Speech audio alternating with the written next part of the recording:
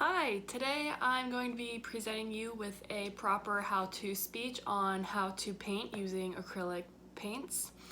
Now, I prefer using acrylic paints because they are one of an easier mediums to start out working with when first getting into paint work. I'm going to be using this piece that I did in high school. I focus my camera. That I did in high school as my example. So first, to start off, using acrylic paints is my favorite medium because they're elastic with water. So when you dampen your paintbrush and begin to paint on your canvas or paper, preferably canvas, because when you paint with acrylics on paper, due to them being a water-based paint, the paper tends to fold and warp in odd ways, so you should use a more stable background.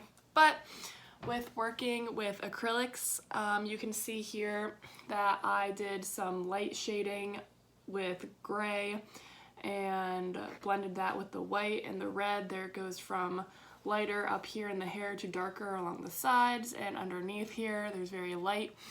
Down under here in the collar, this was actually one of my favorite parts of this project to work on because you can see there's very faint shading here with the blue. You might be able to see that it almost looks like a watercolor paint, but what I did is I just used a thicker coat of dark blue here along the edges to define my piece, and I then took my wet paintbrush and smoothed it out lightly and gently into the areas that I wanted to add a slight contrast. Acrylic paints are really nice for that because they are so easy to work with and move in water. It's important not to have too much water in your paintbrush because then it can bleed onto other parts of your canvas that you might not want your color at. But using acrylic paints is all just a matter of deciphering where you want your highlights and lowlights to be.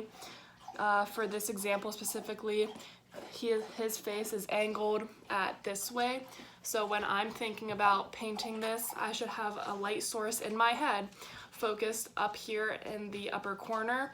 That way I know that the highlights are all coming from the same area and the lowlights and shadows are also focused in the same area. That will help make your piece seem more realistic. If you have if you have highlights coming from here on one side of the painting and then highlights on the other side down in this corner, say, it might make your painting come out to seem like something's off. It's out of proportion possibly, but it's really important to have highlights all coming from the same direction. Acrylic paints are a good beginner paint to start out with. They're easy to work with, easy to layer, and easy to make corrections because they're a water-based paint.